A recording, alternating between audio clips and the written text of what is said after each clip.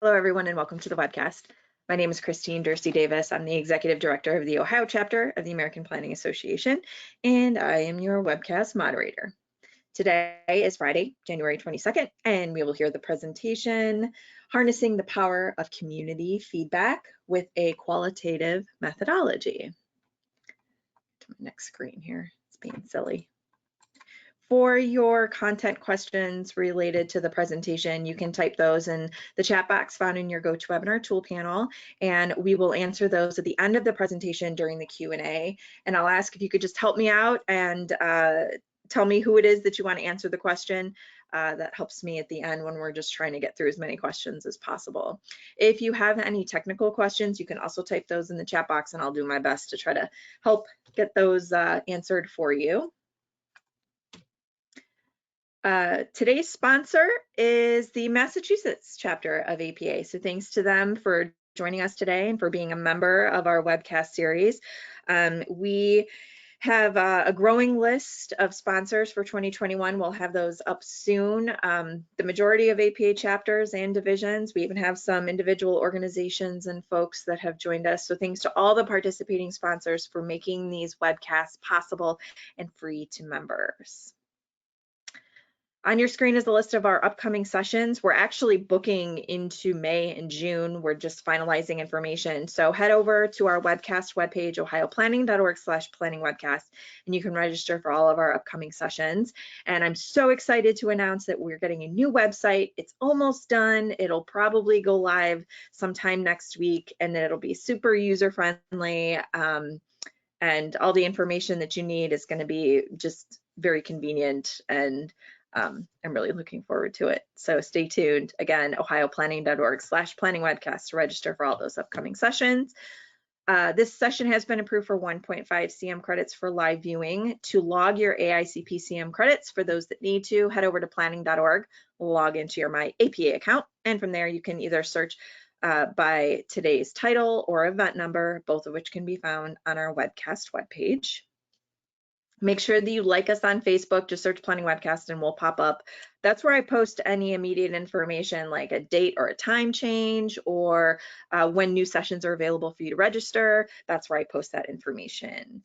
And lastly, we record all of our sessions and we post them on our YouTube channel. So be sure to subscribe to our channel so you get notified when we post a new session. We have over 300 sessions, over oh gosh, I don't know, over 3,100 subscribers now. So be sure to join us for that. We'll also have a PDF of this slide deck available at the conclusion of the session on our webcast webpage. So that is the end of my housekeeping item. So I'm going to turn it over to Christian, who will kick things off, introduce our panelists, and just get things going. So Christian, I am turning the controls over to you. Great. All right, so just making sure I've got it all set up. Awesome. So, good morning, everybody, or I guess afternoon, depending on where you are. My name is Christian Brandt. I'm very excited to be speaking with you today about qualitative methodology and planning. So this is sort of my passion project. I'm really excited to be bringing this to a broader audience. So I just want to go over some a quick agenda for today. So we're going to start with some introductions so that you can get to know who we are. Then we're going to discuss why a qualitative methodology is useful or helpful for you. We'll go over what a methodology would look like, and then we'll discuss some examples from our practice, and then we'll open up for questions at the end. So first, I want to introduce myself and my colleagues. So like I said, my name is Christian Brandt. I'm a planner and community engagement coordinator, or specialist, excuse me, at the Metropolitan Area Planning Council. And I'm joined by my three colleagues, Alyssa Kogan, Carolina Prieto, and Sharon Ron. And together, the four of us have worked on this project internally at MAPC, so we're excited to be bringing it all to you. And you will be hearing from all of us at one point or another during the webinar. So MAPC is the Metropolitan Area Planning Council. We are the regional planning agency serving the 101 cities and towns in and around Boston. So we do a lot of work all over the region, but generally our mission is to promote smart growth and regional collaboration among all of our communities. So we do work in arts and culture planning, clean energy, climate planning, community engagement, which is where I work, land use planning, economic development, housing, public health, so on and so forth. So we have a pretty broad-ranging practice, which enables us to sort of like get our hands into a lot of the things that are happening in our region. So I wanted to sort of start with a quick poll everywhere. So I would love for you to tell us where you are joining us from today. So to respond to the poll everywhere, at the top of the screen, you'll see a link that says, I think I actually have to activate this. There we go. Or maybe I just deactivated it. I deactivated it, sorry. So if you go to the link poll everywhere, pollev.com/MAPC poll, you will be able to respond to this. So I see we have some folks from Washington State, Iowa, Illinois, Minnesota. Looks like that might be Portland, Oregon, perhaps Vancouver, Washington. Wow, so we've got a wide-ranging audience today. That's really exciting. So we'll give folks a couple more seconds to respond to that. Cool, great. Welcome, everybody. So glad that you could join us today. And I see someone is joining us from the Atlantic Ocean. I'm assuming that means that you are joining us from outside of the US, so welcome. All right. Thank you, everyone. I know that some of us are still responding, so I am going to keep this moving, but we're really excited to have you. I'm also excited to see that there's some folks from Montana here. I actually grew up in Idaho, so it's nice to see some sort of Pacific Northwest, Mountain West folks joining us. All right. So I just wanted to start by giving you a little bit of a background on what this project is. So working with community feedback, I'm sure if you work for a municipality or a state planning agency or something like that, you work with community feedback all the time. It is an integral part of MAPC's work, but we realized sort of in doing this work that everyone at the agency was working with community feedback very differently. And sometimes folks are struggling to understand how to use it effectively and efficiently. So that's really where this project came from. When we started it, we had 4 goals. One was to provide a usable, flexible, and detailed guide that answers existing questions and fills in existing gaps in resources at MAPC. And then our other goals were to, by doing that, improve the projects that we work on through sort of systemic and strategic inclusion of feedback, save staff time and money in the process, and then also promote more racially equitable projects.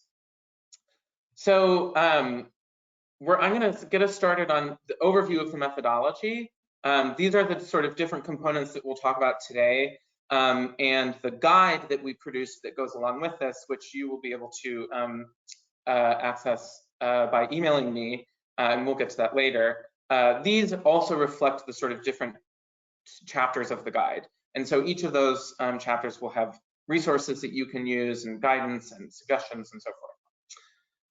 So this is kind of like the high-level overview of the methodology. So there's four main steps. You can see those in the diagram on the right side of the screen. But I just sort of wanted to get started quickly distinguishing between methodology and methods.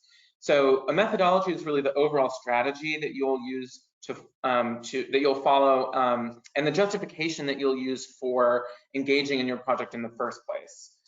So this will include sort of why you want to get the information you are looking for, why you want to talk to the people that you're talking to, so forth. Methods, on the other hand, are the tactics that you'll engage in to complete your project. So you can think of those things as interviews, focus groups, text analysis, so on and so forth. And we'll get into both of those things in the presentation. So first, what is qualitative data? Generally speaking, and this is sort of a definition that we came to, but there's lots of different ways to think about this. At MAPC, we sort of think of qualitative data as any non-numerical narrative and or experience-based data point that approximates, describes, and characterizes the subject at hand. So what that means is that it's often text-based, so it can be direct quotes, observations, it can be an anecdote, it can be a summary, it can be an existing text that you might have access to, but it can also be image and sound-based, and we'll share an example of an image-based project towards the end of this presentation. So an easy sort of shorthand way to think about this is that qualitative data is people's stories. So where quantitative data answers the questions of who, what, when, and where, qualitative or spatial data is really the where, but qualitative data answers the questions of why and how. So these qualitative data is really sort of like a descriptive rich narrative. So when we were working on this project, one of the things that we realized is that there wasn't exactly a consensus among staff about what qualitative data and a qualitative methodology would provide. So in sort of thinking about this, we realized that most planners work with qualitative data in their projects in some form or another. You use images of buildings and ask people to respond to them. You collect sticky notes on posters if we're doing an in-person meeting, or maybe you're collecting comments in the chat if you're doing a Zoom meeting. A methodology will help make those comments work together better. And so in doing that, it will just make your project more efficient and easier for you to sort of like understand the broad implications of the feedback that you're getting. So another reason why qualitative methodology is really important is because our work, like not only do we use qualitative data a lot, it necessitates, being a planner necessitates that you use, that you have an understanding of the perspectives of the stakeholders that you're working with. And those perspectives are often clashing and sometimes they don't. They're pointing you in different directions. And so having access to those in sort of a deeper way to be able to understand what they mean is really crucial for our work. And then additionally, quantitative data is a great tool that many of us use, but I think it's important to point out that it is not a neutral data source. And there are some significant limitations to relying solely on quantitative data. For example, in public health planning work, a lot of public health data and census data is not disaggregated among Asian and Asian American census respondents. And so once you disaggregate that, you start to see that there's pretty significant disparities among that population. So using a qualitative methodology is one way that you can uncover some of that, those discrepancies with quantitative data. But it can also help to sort of most importantly, surface the real lived experiences of communities who are excluded from decision-making processes and who are already sort of undercounted by the census and by other sort of quantitative data tools like that. So generally speaking, qualitative data and a qualitative methodology in your project will help you, like I just said, better understand the lived experiences, thoughts, and opinions of your project stakeholders. It will help provide significant depth and context to the projects that you're working on and address inherent limitations of quantitative data and help to ensure that the inequitable conditions and burdens in your that you're identifying in your work are meaningfully addressed, not just by looking at what the numbers are saying, but also looking at what people are experiencing in the stories they're telling. So this is sort of like what the first thing that you'll do when you're thinking about working with qualitative methodology. So this is under the getting started section part of the methodology steps. So this is kind of the first major piece of work that you'll do. And this is really trying to understand, getting started is all about understanding what you want to accomplish. And most people do this at the beginning of their projects anyway, especially if you're creating a budget or writing a scope with a project partner. And so some of these questions are probably familiar to you, but in terms of the data that you'll collect, it's really important to answer these questions. So why are MAPC and the client pursuing this project? Why are you and the client pursuing this project? What are your client's objectives? What are your objectives for the project? What do you need to know to meet these objectives? So this is really thinking about, if you want to do X, what do you have to know to get there? Why do you need to know this? And this is actually, I think, a really important question to ask, because we need to sort of be able to explain to the people that we're working with why their stories are relevant, or why we feel their stories are relevant to the work that we're doing. And I'll sort of get into a little bit more of that later, but that's a really important question to start asking yourself now. And then lastly, what will you do with the knowledge that you collect? What is your plan for the information that you get from people? It's important to start thinking about that now, even though we're at the very beginning of the process. So I wanted to take a moment just to talk about how you can do this work ethically, because we are working with people's life stories and experiences. And so it's much more personal, it's more meaningful for the people that you're interacting with. And so there's a couple of tips that I think in our practice we've found to be helpful. So first is to identify your biases. Everybody has them, and it's really important to know what they are when you go into the project. For example, let's say you're working on a housing production plan if you're in the state of Massachusetts, or a housing plan anywhere else, and your bias is that you think everything that you shouldn't do single family zoning.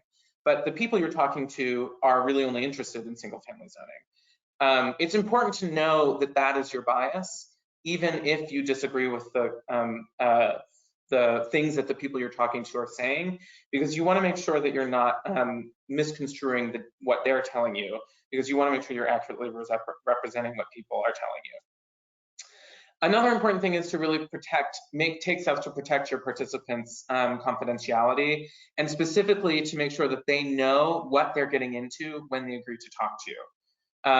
A lot of the times, if you're talking to a professional planner or doing like an expert interview, this might not be as important for you to do. But if you're working directly with community members and they're telling you their stories, this is a really important thing to take some time to discuss with each participant, so that they know, when I tell you this information, will people be able to find out that it's me who told you? And am I okay with that? So the other thing you need to think about, which MAPC has to think about a lot, because we are a public agency, is do you need to comply with the Freedom of Information Act? So that is something that you should be sharing with your participants as well, because that will directly impact them. Another way to sort of engage in this work ethically is work directly with community members and leaders in your projects to make sure that the way in which you're doing the project is reflective of or is conducive to them. Of course, you're going to have lots of different constituents, including the client and the community members and so forth. But for the people who are giving you their stories, you want to make sure that they feel comfortable participating in the project. And one way to do that is to involve them in the project at every step of the way. And then lastly, using interpretation and translation when necessary. Of course, if you speak the language of the community where you're working, that's great, but I know that a lot of us do not. And so working with interpreters and using translation is a really important way of making your project accessible to a broader population. So this is just an example of a consent to participate, which I have used in some projects. It just gives contact information and details about the project, a summary, and sort of outlines what participants can expect. So I know that in some projects you might deal with skepticism from project partners, and this is something that we have dealt with in the past before. And so there are just some questions that you can ask the partner that you're working with to help understand what their sort of sticking point is with the data. Perhaps they don't trust the people that you're talking to. Perhaps what the findings that you have, the findings that you are seeing contradict what the partner is thinking, or something like that. So these are some questions that you can ask to just sort of tease out that. So in terms of collecting data, there are many different methods that you can use, and the 5 that you see on the screen right now are by no means exhaustive. But these are the 5 that we focused the most on in the methodology guide that we produced. And one of the reasons we did that is because these are the most commonly used methods at, among MAPC staff. So you can see on the screen, this table kind of outlines the 5 different methods, what type of interaction it is, the skills that you as the researcher would need to have in order to be effective at doing these methods, and then what the data will look like in the back end once you get it. You know, a lot of this data will be notes, it will be sort of conversation or recording, something like that. So the collecting data portion of the methodology really reviews each of these methods in detail and sort of provides some tips that you can follow to help you do these effectively. And that includes sort of thinking about when you should be doing an interview versus a focus group versus a survey, for example. So in the guide as well, this is sort of what there's sort of like a 1-pager, it's really 2 pages actually, a 2-pager for each of the different methods. And so that's something that is accessible through the guide. And these really sort of go into, like I was saying, a little bit more detail about what each method is like and what it entails.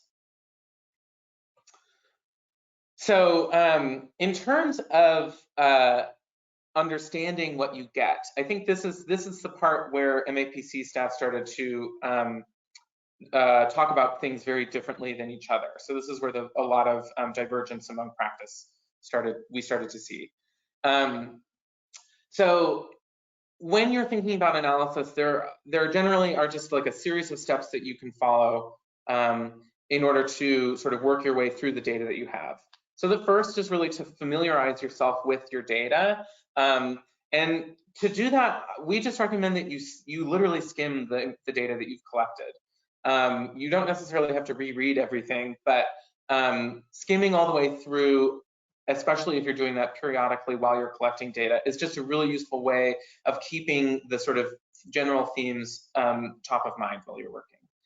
Then once you have a good chunk of data, you can start to organize and clean your data. So if you're like me, you'll take notes and you'll just be typing or you'll just be writing, and there's, you know, abbreviations and typos and all this type of stuff. So organizing and cleaning your data is a really important step to take before you start to actually analyze that. And part of this might involve adding the data that you have to an analytical tool, which we'll get into in a second. So then the next step would be to take the data that you have and identify themes, and if necessary, some sub-themes. So for example, when MAPC is working on a master plan, a lot of the times our master plans will have sort of the same type of chapters. There will be a land use section, an economic development section, a transportation section. So that is kind of like a easy initial way to theme your data, just by sort of indicating whether or not the comment that you've received is relevant to economic development and or transportation, and doing it that way. And then once you start to get into more detail, you can sort of break out transportation into walking, biking, driving, for example. So after you've identified the themes and you've sort of thought about what you want to be looking for, you want to take those themes and assign them to the data. And you can do that in a lot of different ways. We have prepared a couple of examples to show you about what that might look like. But a lot of MAPC staff just do this in Excel. So then once you've assigned the data that you have, themes that you have, you can sort it. I will say that the assign and sort parts are really useful if you have very large data sets and if you're working on a large project. But if you're working on a pretty small project, maybe it's sort of like a parcel plan or a sort of area rezoning or something like that, you might not actually have that much data. And so you might not need to go through the steps of themes and sub-themes. Just knowing what you're looking for in the data is really what this sort of identifying and assigning themes is all about. And then lastly, this is a step that I have found very useful for myself, is that I go to each theme and sub-theme and I write a 3 or 4 sentence summary of what the data is what the consensus from the data is in that theme. And this is an important thing for you to do because we obviously can't, the whole report can't just be like the full extent of the data, and it is useful for you to summarize and paraphrase so that you can include that in your project. So doing that now is something that we would recommend. So this is an example of a data analysis template that we have, and I'm going to click it and hopefully the Excel sheet will open. Perfect. So this is using some actual real data that we gathered from a survey that we did for our master plan. So you can see on this page, on the bottom, you can see that these are the themes that I've generated for understanding this data, which is specifically some economic development question responses. So these are the various themes that I've identified. Then on this page is the actual data that we added from the survey. So we use Qualtrics, so I just downloaded the survey responses from Qualtrics and I pasted them into this sheet. And then this is actually a macro-enabled worksheet. So the drop-down menu here, excuse me, pulls from those list of themes that you identified on the first tab of the worksheet. And what's nice about this is that because it's macro-enabled, you can actually add you can add more than one theme to the list. So you can see right now that it used to say other, I just also added traffic, even though improving schools is not necessarily explicitly related to traffic. So this is one example of a template. And then the thing that's really great in terms of like organizing the data that you have is that the subsequent pages use a formula called unique filter to pull the information that you have coded based on the code that you have used. So in this page, everything that I assigned to route 1 is pulled onto this page. So for example, you can see that there's only 3 options here. If I go back to this page and I go into this comment, which says the increase in traffic everywhere in Saugus, not just Route 1, but Walnut Street and most neighborhoods. If I apply Route 1 to that, it adds it to the list, and then I can go back to this page, and there you can see the increase in traffic everywhere in Saugus, not just Route 1, etc. That comment has been added. So this is sort of like, this is one way, one sort of template to use for sorting and organizing your data. And one of the things that's really useful about this is that now you can go to the Route 1 tab and just read only responses that you've tagged for Route 1. So that's kind of one example of an analysis tool that we have used. And actually in the guide, there are several other Excel formats that are a little bit less, they're not necessarily formula based. So if you're sort of on the newer end to using Excel, then there are some, we've also created some tools that you can use to help with that. So once you've done your analysis and you've written that sort of initial summary paragraph for each of the themes that you have, it's time to get into some synthesis. So when I was working on this project, we realized that there are a lot of questions that people had about this part of the project, which is unsurprising because this is where you're really seeing what the data is telling you and how it might impact the conclusions of your project. So, you know, some questions that we got were, what do I do if my results are skewed? What do I do if the qualitative data contradicts or is critical of MAPCs or the client's work and values? What do I do if my qualitative data and quantitative data are saying different things or contradicting each other even? And then, of course, how do I respond to pushback from partners, which we mentioned earlier? These are all sort of like really important questions to grapple with because they're things that everyone has experienced. So at the end of the day, I think what's really important to remember is that all of the data that you should report on all of the data that you've collected. So this is really relevant to sort of like, what if your results are skewed? What if it's saying something that that disagrees with your perspective or something like that?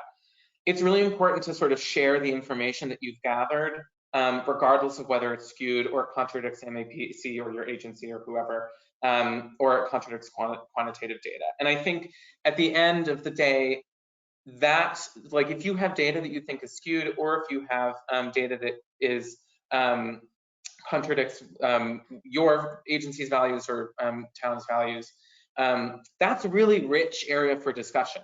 And so one of the things that I would suggest is that if you're encountering these things, you think about how you might want to talk about them in the project, because doing that might actually reveal some really rich information. For example, if the data that you're finding says that everybody wants single family homes and your partner is really not interested in doing that, that is a really interesting data point that will be very useful for the partner to know going forward, because that will impact the way that they talk about their plans, for example. The only time that you should not report on the data that you have is in order to preserve the confidentiality of any participants. And this is really sort of like the only situation in which it would be okay to sort of withhold data. One of the things that we recommend is that you take steps to anonymize the data, and that means removing names, removing signifiers. Like if you're interviewing business owners, you don't use their business names unless they've given you permission to be identified. But in the instance that there's a participant who says, you know, I talked to you and I actually really don't feel comfortable with you using my data anymore, that is one situation in which you would want to consider not reporting on the data, on that specific data point that you gathered. But generally speaking, if you've collected it, you should be sharing it in your report in some way or another. And we'll get into some different ways to do that in just a second. So, you know, at the end of the day, when you're encountering any of these issues and you have these questions, calling it out in the report and discussing it head on is really, I think, the best way to deal with this, because that shows, I think, not only to the people whose data that you've gathered that you've really considered what they've said, even if you're not necessarily agreeing with it. All right, so reporting on your data and sharing it in your report can be sort of tricky. And I would say that this was probably the most difficult part of the project for us to work on, just because it is, I think, the part that I have the least amount of experience doing in my own personal practice, but it is also one of the most important things to think about. So the first tip is to really lead with the community's voice. And by that, I mean to make sure that you're not putting words in people's mouths. And so this is some advice that I got in graduate school and in undergrad. And at the time I found it to be very aggravating, but the best advice that I have for you here is showing, not telling. And so you can see in the table what I mean by that. So under the telling box, it says most participants preferred McDonald Park to City Park because it is easier to access on public transit. That might just be an okay thing for you to say. I mean, it is very short, it is concise, it's to the point. But if you have done survey data or if you've done interviews about this, you likely will have a lot more information to share than just that one sentence. And so you can use this as an opportunity to share anecdotes and quotes in your actual report where they are relevant, to sort of more deeply illustrate the point you're trying to make. So I'm not going to read the thing on the under showing because it is sort of long. So you can see though that one of the participants, Caroline, that you talked to when you were doing this project, had an anecdote about traveling to parks on the bus with her kids, and one park is closer than the other, and so that's why she decides to go. And that's that just adds significant context to the sort of entry-level statement on the right. Of course, the entry-level statement on the right is a perfectly fine thing to say, and you might just want to be sticking to a sort of surface-level statement. But in the body of the report, if you really want to make a case or add more detail or context, going with the showing instead of telling is one recommendation that we have. So then, sort of related to that, it's really important, I think, to weave the data, the qualitative data and the feedback that you get from participants and from community members throughout the report. A lot of times I see this data sort of all dumped into an appendix, or maybe there's like a public comment section chapter of the report that just kind of summarizes. It's like a 1 to 2 page summary. Those things are okay to do, but when you weave the qualitative data throughout the document, you're taking the things that people are talking about and tying it directly to the conclusions that you're making and the other findings that you have. So that makes it a lot easier to discuss quantitative and qualitative data in the same section, which again, if there's disagreement between those two sources, this is a really important thing to consider doing. So when you're thinking about sharing the data, if you've been working with community members, make sure to go back and consult with them because they will be able to help you understand what the way in which you're presenting the data, how that will be perceived. That's a really important thing to think about because you want to make sure that you're actually, you might think that you're just quoting somebody and using the language that the community had, like the partner used when you were interviewing them, but the community might feel differently, and that's just important for you to know as you're working on writing the final deliverable. And then lastly, you should include anonymized notes in the appendix. I worked on a project where we did that, and it did make the appendix very long, but I can tell you that afterwards there were multiple participants who saw their notes, what they had actually told me in the appendix. It was anonymized, but they were able to tell that it was their comment, and they felt like, wow, I really, I understand that they at least read and heard what I had to say. So we have some examples of projects which I'm actually going to move on from because I want to invite my colleagues who are joining me today to share an example of a project that they worked on that included some aspects of this methodology. So we're first going to start with the Revere Workforce Development Plan. So go ahead, right? Thanks, that was the delay of me getting my technology going. So thank you, Christian, for that great explanation. I wanted to talk a little bit about the Revere Workforce Development Plan. Noting that this is a planning process that is ongoing, so the final plan has not been yet approved, but noting because of the timing, we actually were using some of the tools that Christian was developing as he was developing, which is a really cool way can reflect directly on how useful these tools can be in our work. So the Workforce Development Plan, just as a little bit of context, came out of a recognition that the city of Revere in Massachusetts has experienced historically very high levels of unemployment. And then in our current moment with COVID-related unemployment rates being very high, there was an emergency need for some strategic workforce development planning. And so in mid-2020, we embarked on this plan with the purpose of building capacity within the public, nonprofit, and private sector, and to take on new and innovative programming initiatives and to promote policies that are supportive of job access and quality job growth. So key to this planning effort was going to be understanding who is that target population for these initiatives, recognizing that there are certain sectors of the population who are experiencing unemployment at higher rates and we're also having significantly harder times accessing resources related to workforce development, and also recognizing that there was a lot of assets and opportunities already available in Revere. And so to get our arms around that, we kicked off this project by talking to both municipal and community leaders about what are they doing, who is their constituency, where they saw growth opportunities, looking at their constituency, where were they seeing barriers from involvement. And these, as the slide shows, these core group were also on a core committee, so they were part of the process in the beginning, but we felt that it was valuable to set aside this time to dive into one-on-one hour-long interviews to get more detailed responses.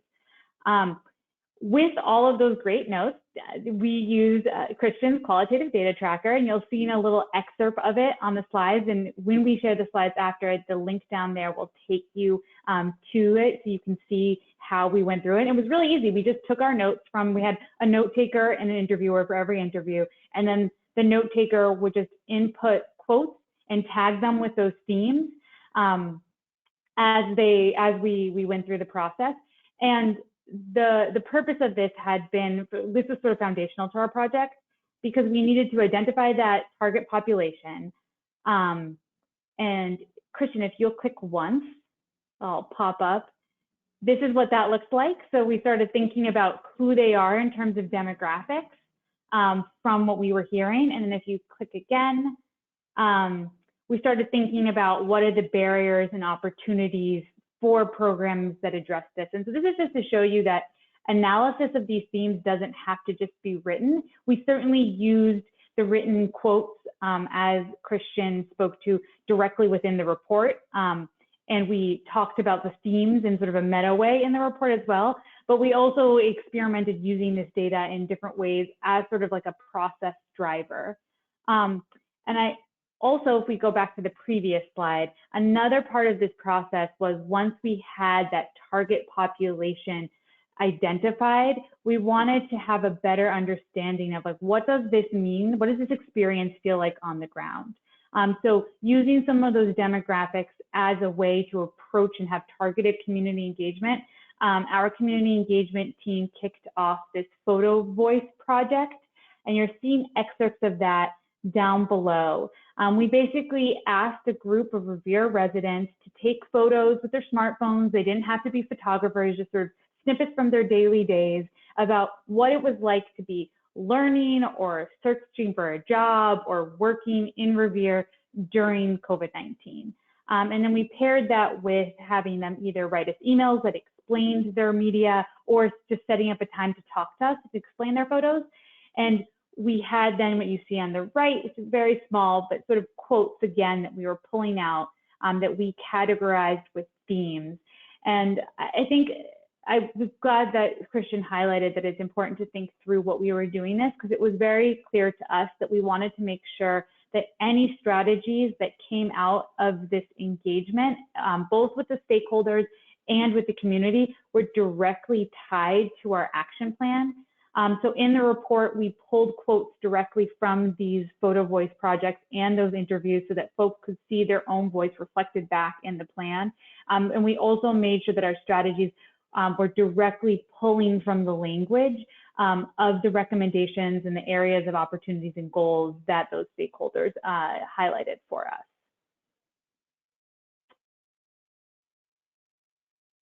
That's Great, it for me. thank you. So. All right, so next we're going to hear from my colleague Alyssa about the Gloucester Youth Mental Health Project. Thanks, Christian. So another project sort of highlighting qualitative methods is the Gloucester, we did a project with the Gloucester Public Health Department, which is a municipality just north of Boston. And the purpose was to examine barriers to youth mental health access. So the way that we went about this, or the methods that we designed, is that we conducted 6 focus groups, 4 with parents of youth and 2 with youth, and 4 stakeholder interviews with school officials. So the purpose of these focus groups and interviews was to gain sort of a more comprehensive understanding of the landscape of mental health care for youth in the North Shore, which is sort of this group of municipalities, how youth and their parents were experiencing mental health care, and ultimately what barriers exist that inhibit access to mental health care, and more in particular, a sort of positive experience with mental health care.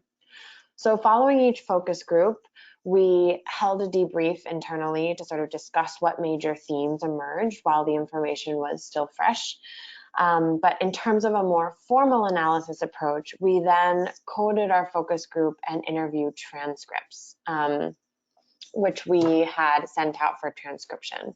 So recognizing that qualitative data analysis is not sort of a traditional staple in planning, just to sort of recap what Christian and Sharon have already talked about, but coding basically entails sort of taking qualitative data in whatever form that may be in, whether it's transcripts, observations, notes, etc., and assigning clips of text to various themes, as has already been discussed here. So there are various approaches to doing this and to developing a code book. There's inductive, deductive, but The ultimate goal here is to emerge with a list of themes with the associated text or data that supports it. So we opted to use a program called Deduce, which is an online software for qualitative data coding. Some of you may have heard of InVivo, which tends to be more familiar. We opted for Deduce over InVivo for budgetary reasons. It's a lot more affordable. And also it markets itself as having a smaller learning curve than InVivo does. So, and also as Christian discussed earlier, Excel is another option here. So another important part of the process for coding is quality control and ensuring that all coders have like this shared understanding of their individual coding so that ultimately there's sort of a more accurate coding process. So what we did in my team is that we devised a code book based on the major themes that we sort of anticipated emerging that we had heard in the focus groups. And then my coworker and I each coded the same focus group transcript using the same code book, and then came back together and talked about why we coded the things that we did and sort of if there were any codes that we felt like were missing, with the idea of sort of establishing a shared understanding and interpretation of the code book and the data. And then from there, that allowed us to divvy up the remaining transcripts for coding and, you know, a more efficient process of having us divvy up the work. So the result, as we've sort of discussed here today, was a series of themes based on the data and code book. And the software, Deduce allows this, Excel, InVivo, and there are other softwares out there as well, allows you to see how many times text was assigned to a certain theme. So for example, if we had a theme of barriers of lack of providers, and we see that that was mentioned 18 times, opposed to another theme that was maybe mentioned 4 times. So we picked out our top themes, took this data and integrated it with some survey results, as well as data on mental health issues in the North Shore. And so our final product, we actually opted for an interactive website rather than a report where we highlighted our top themes and recommendations to the city. And to Christian's point of sort of showing and not telling, we used the website as an opportunity to highlight particularly illustrative quotes that we felt spoke to the themes. Great, thanks, Alyssa. Thank you. So next, my colleague Carolina will discuss the Lynn City Summit. Hi everyone, my name is Carolina Prieto. I'm the Community Engagement Manager for MAPC.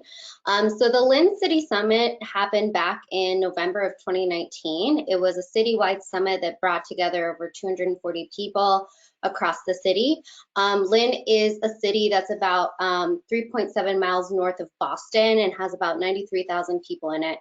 And so we were really excited to partner with the municipality because this was an opportunity for the municipal staff, but also for community members and for nonprofit organizations to come together in addressing some of the largest issues that have come up in Lynn, including housing, transportation, education, arts and culture, public health, and safety.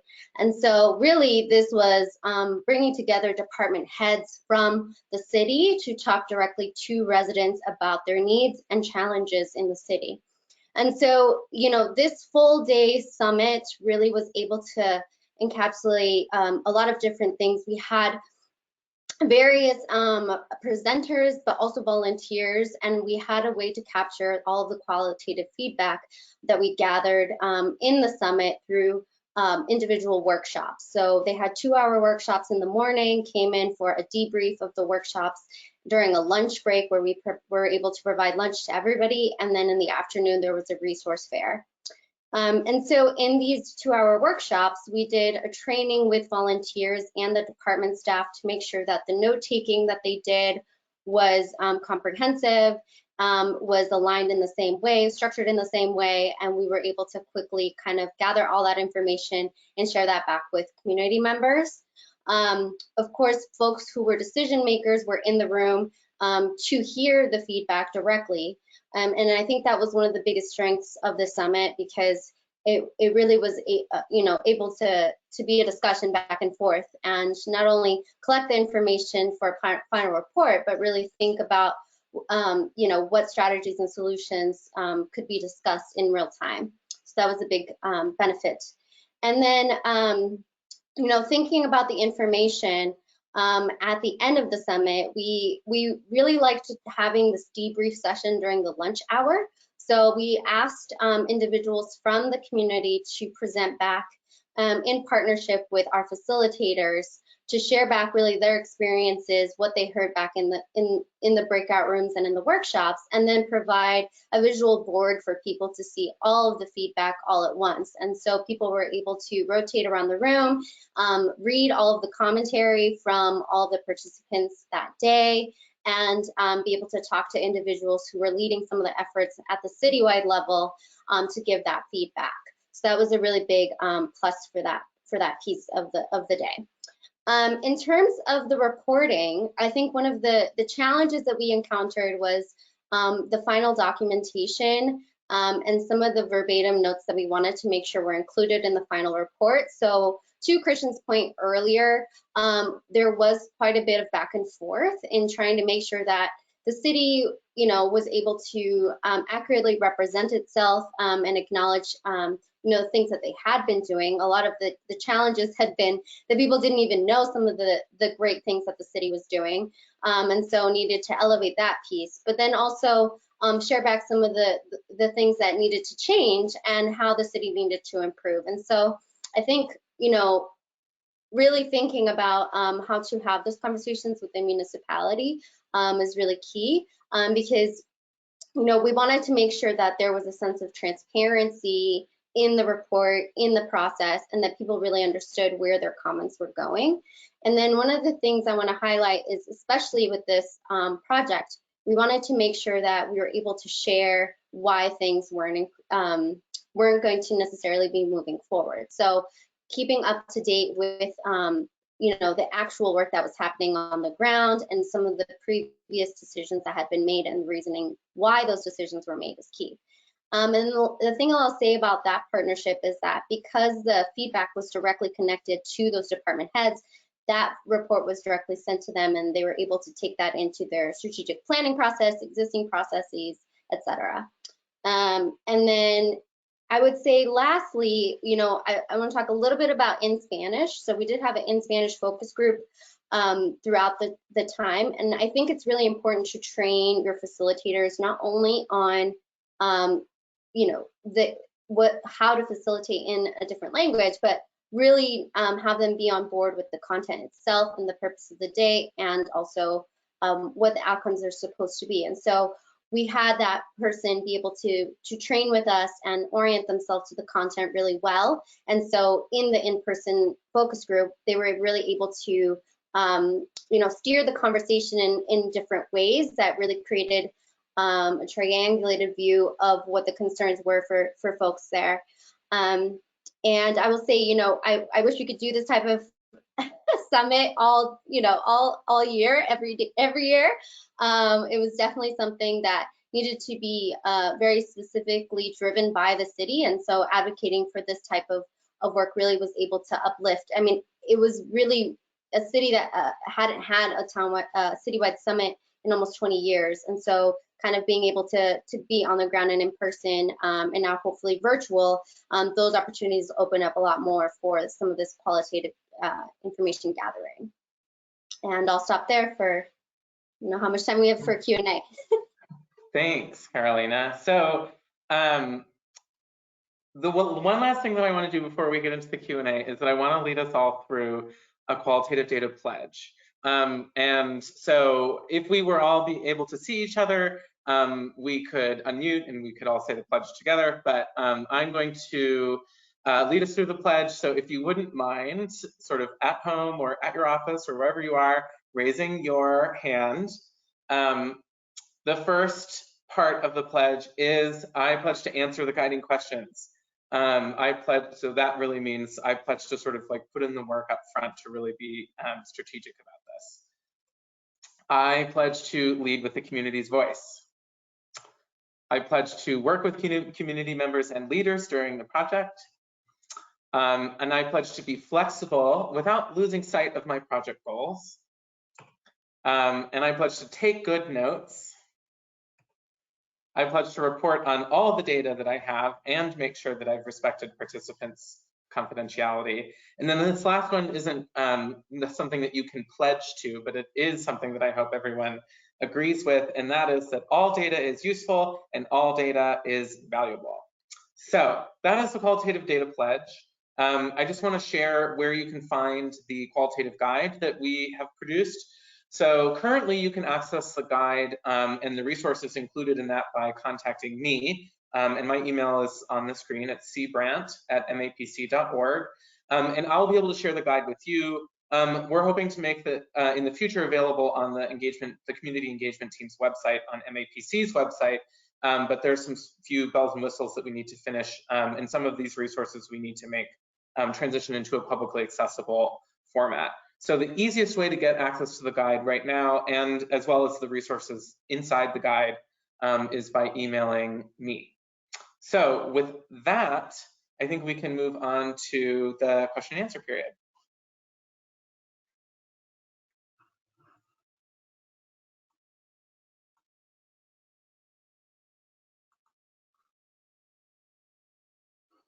Okay. We have a lot of questions, folks, so we'll try to get through these. Perfect. All right. The first one is for Christian. Can you provide some examples of the themes and sub-themes that you use? Sure. I think, let me go back, see if I can, I'm actually just gonna do this. So for example, in the SAGAS economic development plan that I showed at the beginning, these you can think of as sort of sub-themes of economic development. And the way that I generated these for this project is that I looked at the data that we had right here, and I sort of read through it, and you can see that the question was, what are the most important challenges facing the town of Saugus for economic development? Write your responses on a scale of 1 to 5. So these were all some of the responses that we got in the to this question. So you can see that it's really like a diverse range of responses, and that there are in fact a lot of transportation related responses in this. But this would be sort of like the theme would be economic development. The sub-theme would be for this piece of feedback would be business quality and diversity and Route 1. I will say that there are lots of different ways to generate themes, and I think Alyssa talked a lot about how she did that for her project. And so, like Alyssa was saying, in order for me to generate these themes, I read through the findings for the responses to this question, and so tried to look for some recurring things that I was seeing in the text. In terms of like theme versus sub-theme, one way to think about that is that the sub-theme is just more specific. So where economic development is kind of very broad, if you're working on a master plan, if you just tag anything related to economic development as economic development, you might not actually get that much information because it will be there's just going to be too many responses under that. So in that instance, developing like more specific themes was helpful because it could tease out, this is an economic development response, and this is what somebody's saying about Route 1 under the economic development response. I think, does anyone else have anything to add to that? Any of my other co-hosts? Great. Okay. Oh, go ahead. I would just add to Christian's point, you can go, and I think Alyssa kind of described this, it's acceptable to go in with your idea of what themes already are and just be looking through your data. That's very much, we said that our themes that we were looking through were barriers, opportunities, and demographics. And we just looked through our data for that. And that's just as valid as figuring out themes as you go. Yeah, and I will say sometimes things change as you get further into the data. So you may start with a certain theme, a certain sub-theme, and then once you get to the end of the data set, you'll notice that actually this is actually more of a broader theme, or this encapsulates a sub-theme better. And one thing I would add also is that I think as you go and you're coding, your themes and sort of the structure of how you're sort of conceptualizing your data might also involve. So if you start with sort of some broad parent codes, they're called like parent codes, and then you can have child codes, and they are sort of like sub nodes essentially of the larger code. And so you might like conceptualize your data as having certain child nodes, and then recognize that this is a significant enough theme that it is its own code. And so I think just sort of going into it with the flexibility that like the way that you're understanding your data may shift as you continue to analyze it is helpful. Mm-hmm.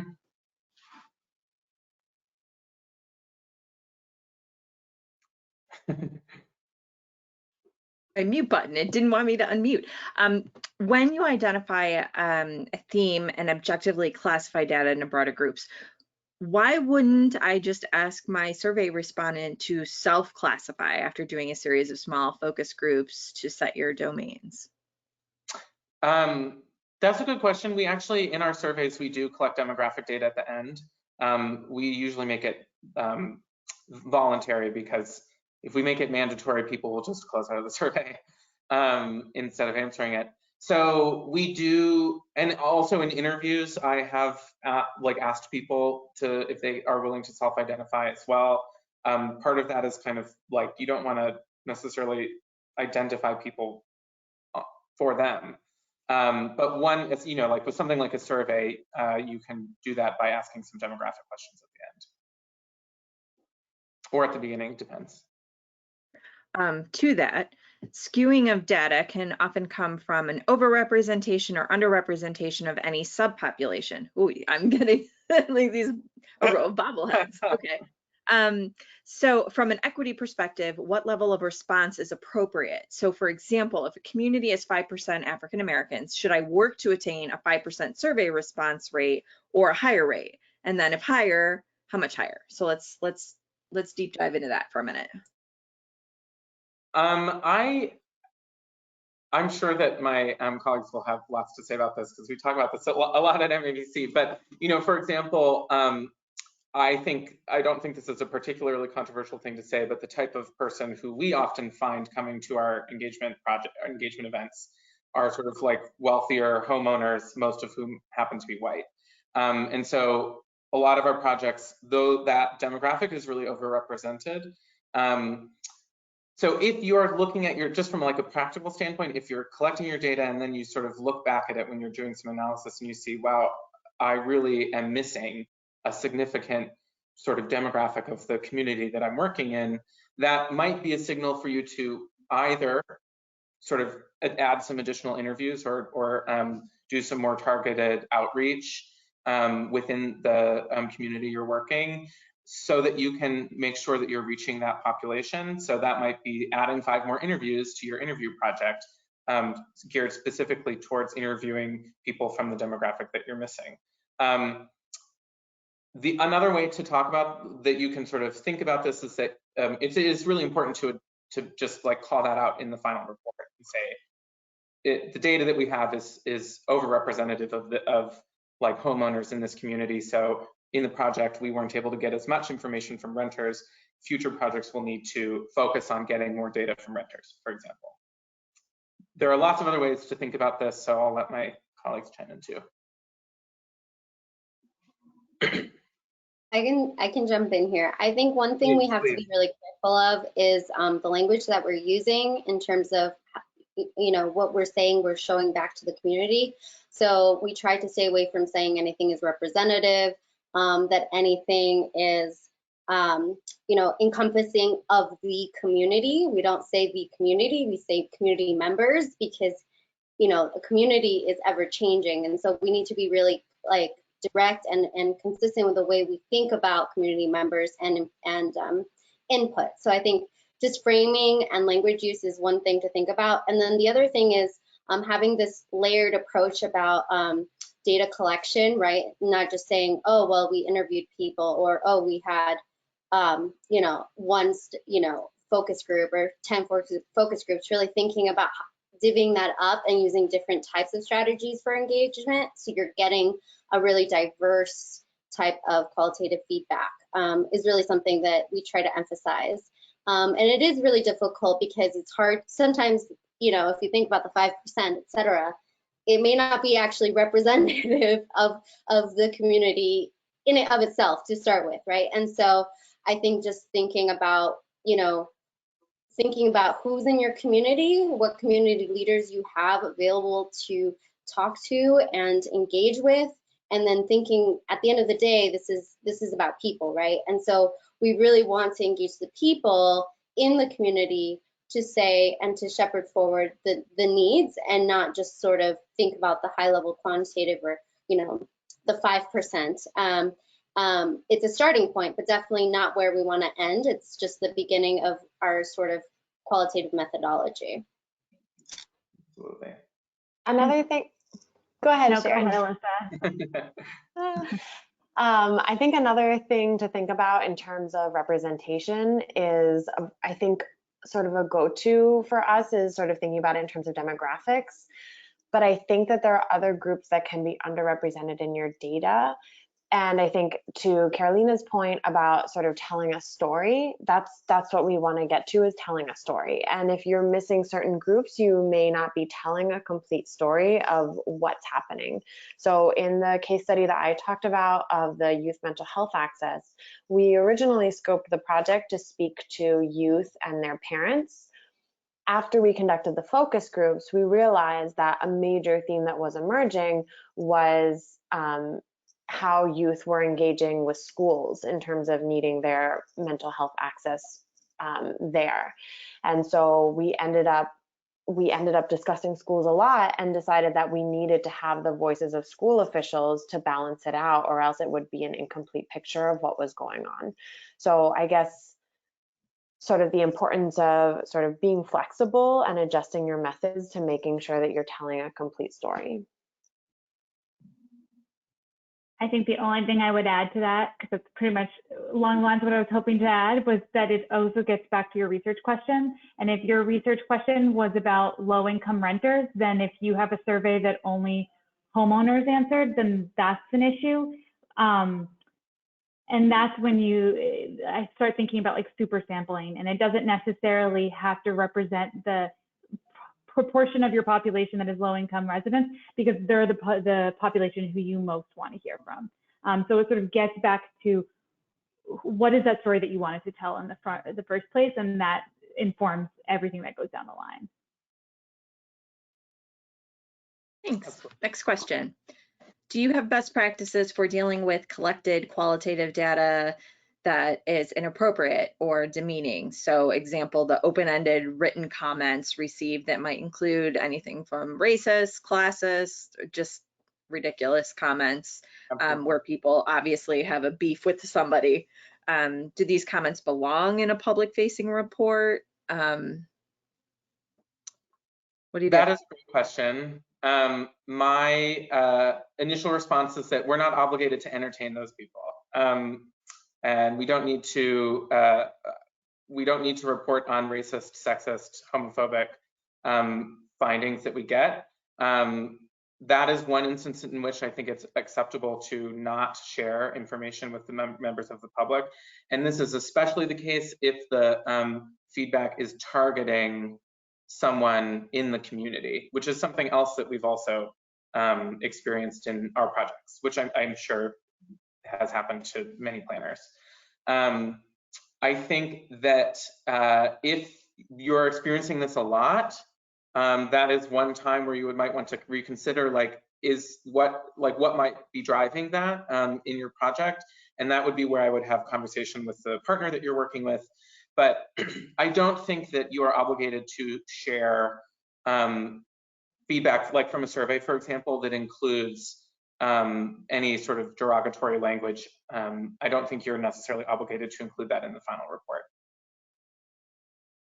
I'll note that we ran into that for an online survey that was automatically pushing results, and the municipality was concerned because of previous bad behavior. And we just stated upfront that comments that were the open-ended questions would be monitored, and if there was anything that was derogatory or against our good behavior guidelines, we retained the right to remove it. So just being transparent that there was that going to happen, it didn't make people shocked if they published something and told me it wasn't popping up. Can we talk a little more in terms of this kind of open-ended qualitative data? How do we quantify the open-ended comments? What is the best way to do that?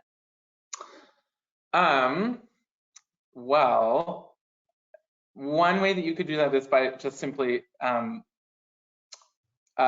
listing, like counting the number of comments you got. But I guess what I would say is that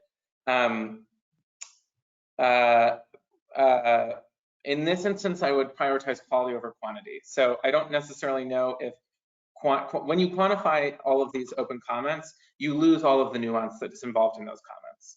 So I think quantifying, and I don't think this is the answer that this person who asked this question is really looking for, but when you quantify these comments, you lose all of that nuance, and all you get is the number of people who responded.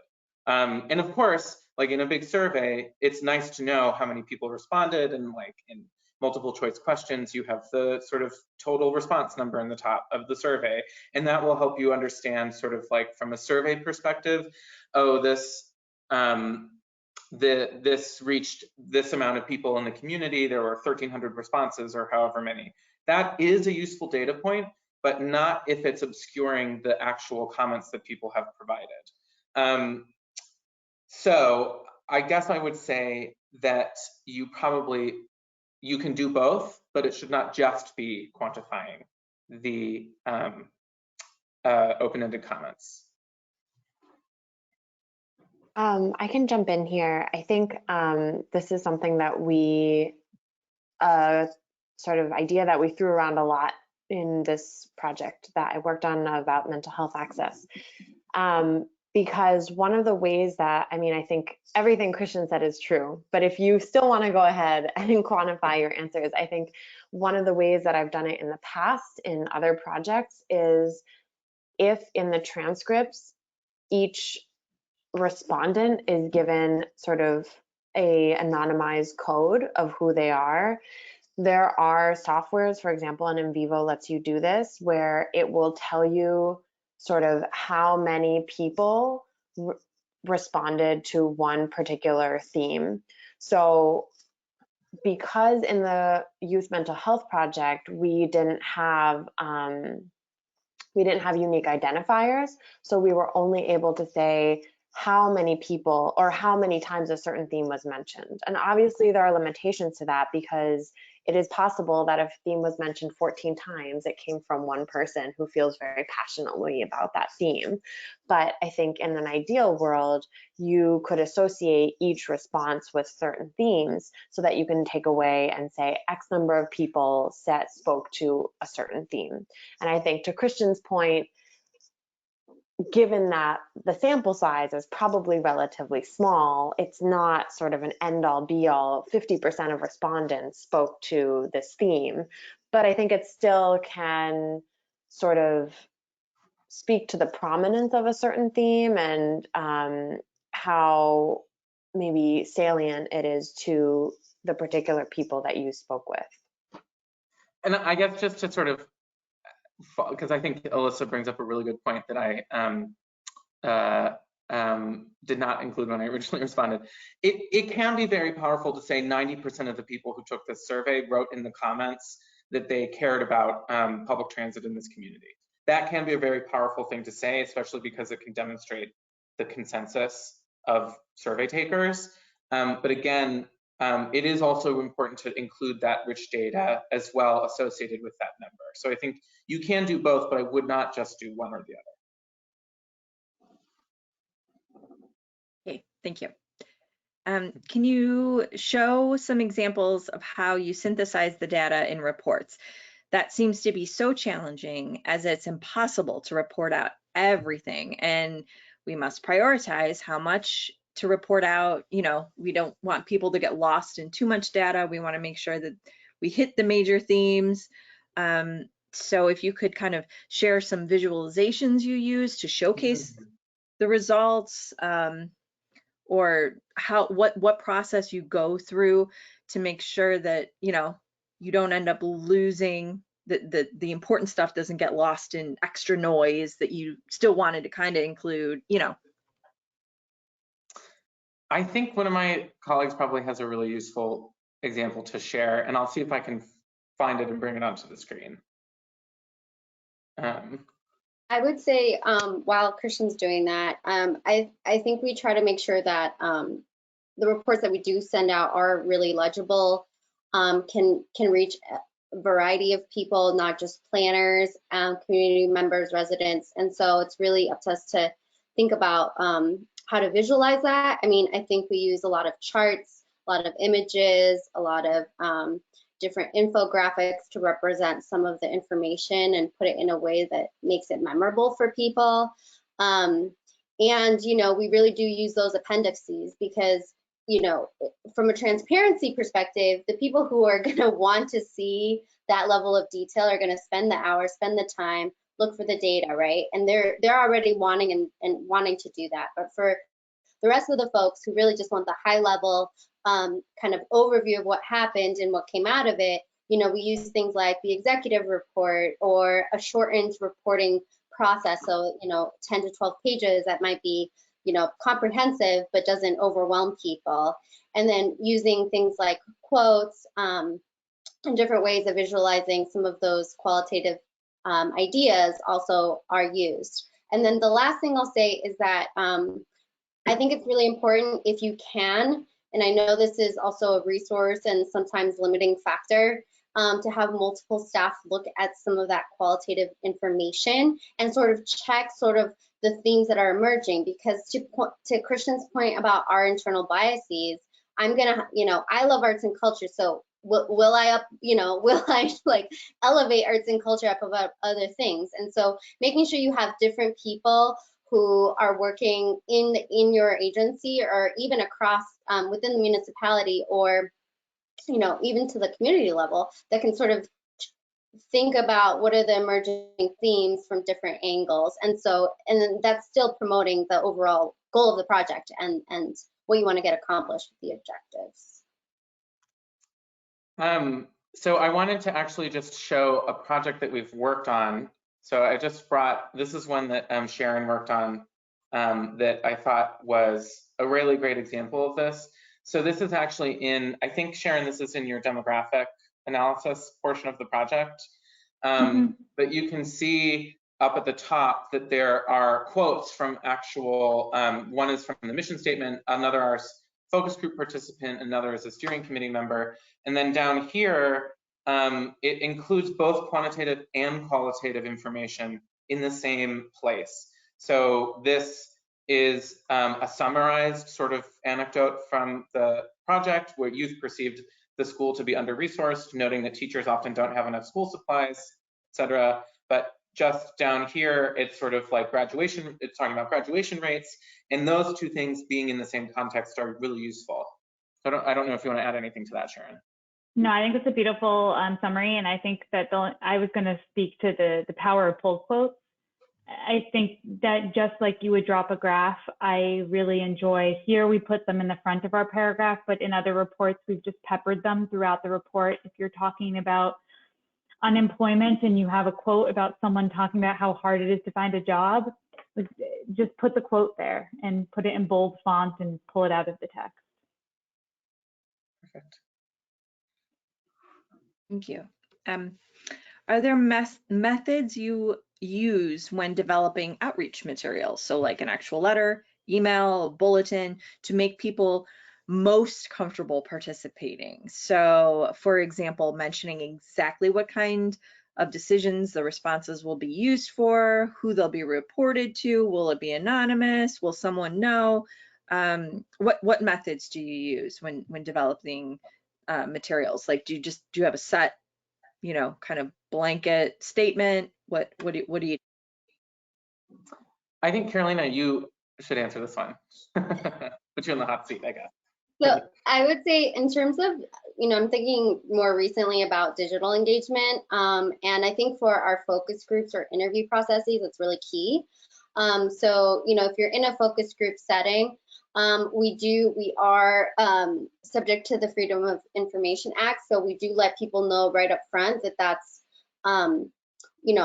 we are subject to that, and that things that are shared in the chat and things that are, shared in the notes will be available to the public. We also do let people know how that information is going to look and sort of give them an example of what that means. We do say we like to keep things confidential within the project, but we can't guarantee anonymity for what I just explained. So, we like to let people know that up front, and then we ask for people to agree to that before we even start the conversation. And I think some people are afraid to do that because they're like, oh, well, people aren't going to want to, talk to us, or, it's scary, and, people may not know what that means. And so to that I say, people really appreciate you being transparent and honest with them about what is possible, what can happen in terms of the information you're collecting. And frankly, we have a responsibility to do that. And so I think it's super, super important to do that. And, we do have templates that we ask all our staffers to use around that language. And at the same time, we also, ask people to tailor it to the audience that they're working with. So, some people may understand, not in terms of anonymity, but other information. How do you kind of tailor that information to that group is really important too. Perfect. There are a couple questions, clarifying questions for you, Christian, regarding the open-ended comments that might be inappropriate. Do you mean to suggest that you would censor offensive language or just not report the data at all? And in either case, do you have some kind of statement that you say, we reserve the right to not include material if we don't want to, or anything like that? I think Sharon mentioned when we were talking about this with the last question that that you could say we reserve the right not to include offensive material, but I would be very specific to make sure that people know that you're not going to include material that is derogatory, discriminatory, or sort of like offensive or anything like that. And I guess for me, I think it's sort of this question does depend a little bit on who you're working with and what your partner is, because, for example, I wouldn't necessarily have a problem including language with swear words in it.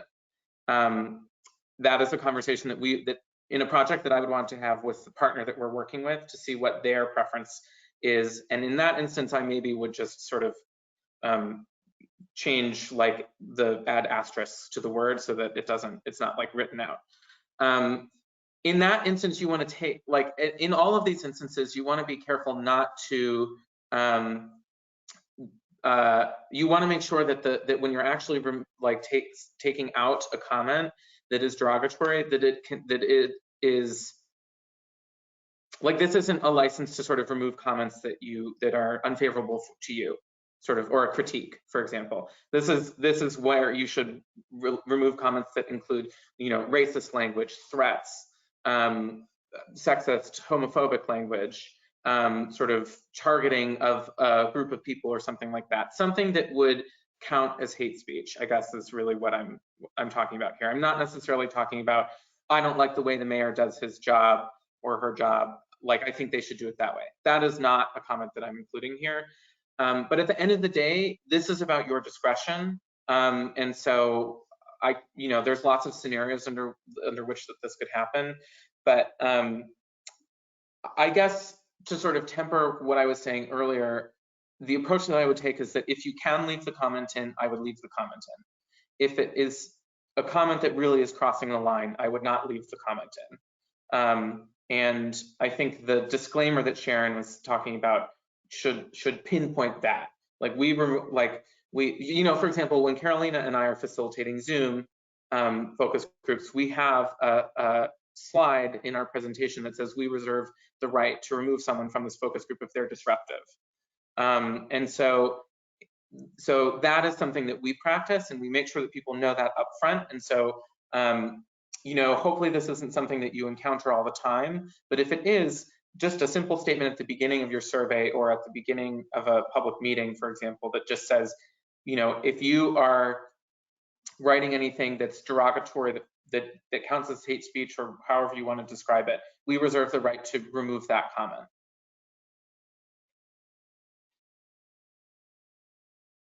Thank you. Christian, can you put the slide back up with your contact info? Yes, please. There's a couple people asking for that. And absolutely. I think we have time for one more question, and this one is for Alyssa. Can you share more details on what a code book is? Yes, for sure. So a code book is essentially what sort of the themes to which you will be coding your data. So I know we've sort of referenced this in bits and pieces throughout this session, but for example, a parent code could be barriers. Another parent code could be facilitators. And within each of these parent codes, you might have child codes or nodes. It sort of depends on which software you're using and what they call it. But that can be, a barrier was lack of providers, or a barrier was stigma.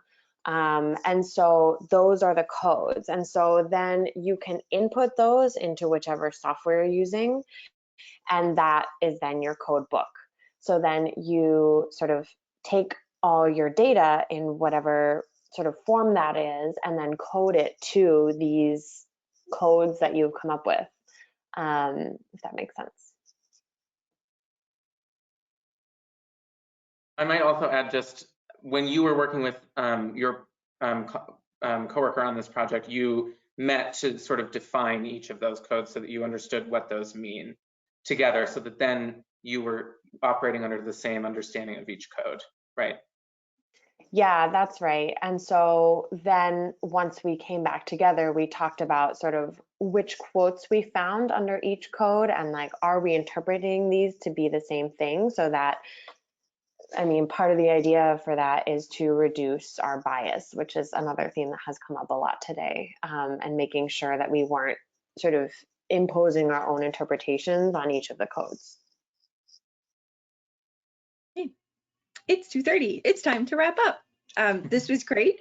So thank you all for joining us, and for APA Massachusetts for hosting today's session. As a reminder, we are recording this session. It will be posted up on our YouTube channel. And Christian will be sending me his slide deck here shortly.